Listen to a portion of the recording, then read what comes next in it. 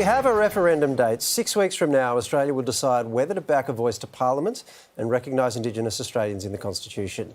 And today, the Yes campaign came out firing.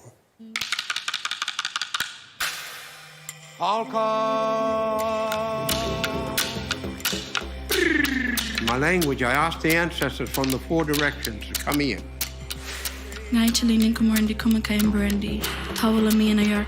My friends, please recognise our spirit and our people and our place. The song was to welcome you and your ancestors here to this land. So today, we look after each other and make the right decision.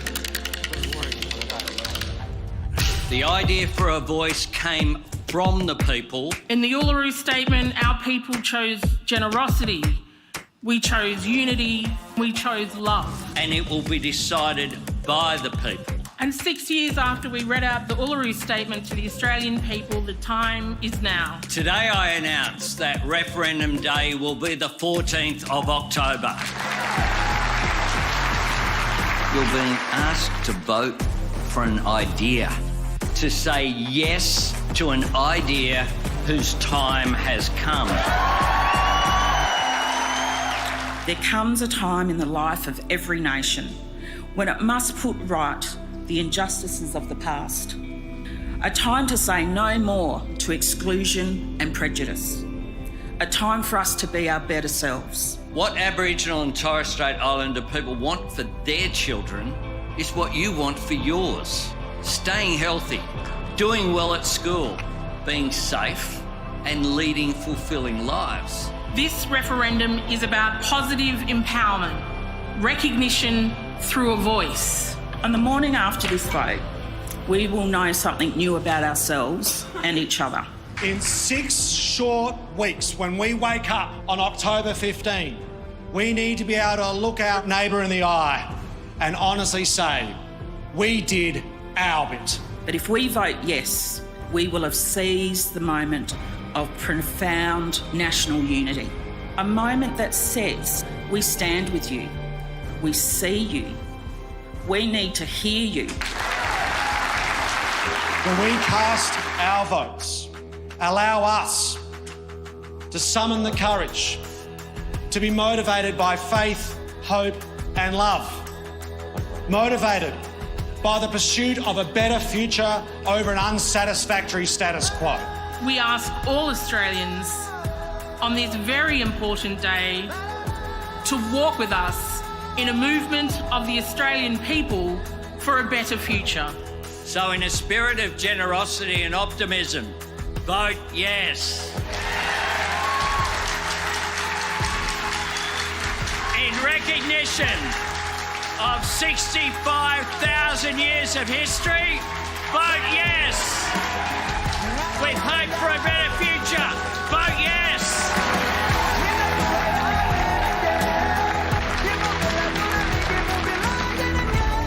Labor Senator Penny Wong was at today's announcement. Senator, we saw a lot of emotion there, a lot of hope, but for undecided Australians, or perhaps Australians you've already lost, what concrete difference would a voice to Parliament actually make? Well, the voice is ultimately about recognition, listening and better outcomes. It's an idea that's been put forward by Aboriginal and Torres Strait Islander people and it is, in fact, a committee to provide advice on matters that matter to them. Today, as you said, was emotional and in a good way. There were a lot of First Nations people there, First Nations representatives, leaders, for whom this is important and who have worked on this for years. We just spoke to Bridget McKenzie earlier in the show, of course, your opposite number here as a national senator. She makes the argument that actually there are plenty of people to listen to already. They are already making representations. They're saying lots of things. That's not the problem. The problem is the way that government and Parliament responds to that, and that a voice simply doesn't fix that. First, I think it's kind of a good thing to listen to the people who this affects. And 8 out of 10 Aboriginal and Torres Strait Islander Australians support the voice. The second point I'd make is this idea hasn't come from Canberra. It hasn't come from political parties. It hasn't come from the Labor Party. it came out of consultations across our country. So what I'd say to Bridget and to others is maybe we should listen to the people who are affected, so that we can get better outcomes, so we can spend money on the things that matter and not waste money where it doesn't work. Senator, a year ago, 65% of the country supported this. Now the yes vote is sitting at 48%. It looks like it's heading for a loss. What happened?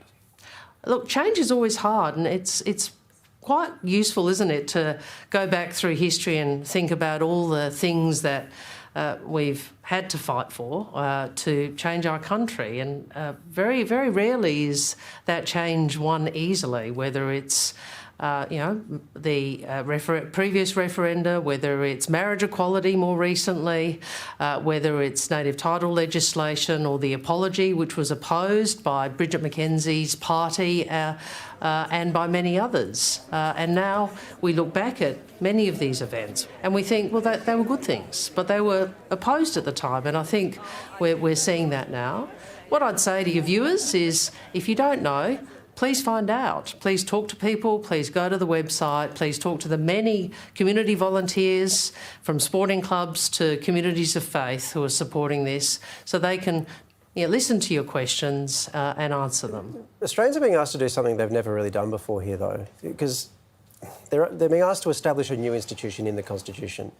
And there is no other provision in the Constitution that provides for just one group of Australians in contradistinction to the rest of Australia. This is a major plank in the no case. And this is clearly something that bothers a lot of people that are thinking about voting no. So what's your argument against that? What would you say to them? What I'd say to them is a vote for no means more of the same. And let's remember what more of the same is. It's a suicide rate that's twice as high. It's incarceration rates which are higher. It's poorer outcomes in health and education. It's poorer outcomes for kids. You're less likely to see your first birthday if you're an Aboriginal and Torres Strait Islander. It's an ask which isn't about special rights. It's an ask that is about making sure Parliament and government can listen to our first Australians who we know do experience an enormous disadvantage and, of course, want much more for their children. It's a point the PM made today. The fact that the status quo is intolerable doesn't necessarily mean that whatever's proposed to fix it is a good idea. And this is really what the argument ends up being about, and about how far this goes. A lot of people arguing no are worried about whether there's something next. So reparations. Is this the first step in a path towards paying the rent, or treaty as the next thing? Is it? Yeah, well, there's, no, of course it's not, and you know that, Waleed, and I appreciate you have to put that to me, but those of us who've been around in politics for a while might remember the Mabo debate or the WIC debate or the apology debate. The apology was opposed by Peter Dutton and John Howard and many in the coalition at the time, and on that basis, on the basis of some of the misinformation or the things that you've just put to me. Treaty is not misinformation, though, is it? Treaty is specifically in the Uluru Statement. Well, we're voting on a voice. We're voting on an advisory committee. That's what we're voting on. And whatever people might think about other matters, that is what we are voting on, and that is all we are voting on. And one of the things that strikes me about the No campaign is they want to talk about everything else.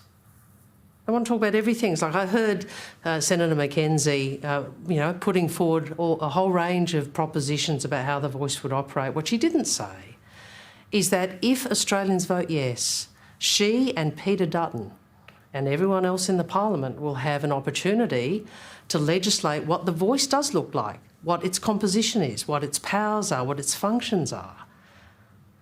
She will have a part to play in that. 6 weeks to go. Senator Wong, thanks for your time. Yeah, it's great to be with you all. Thanks very much.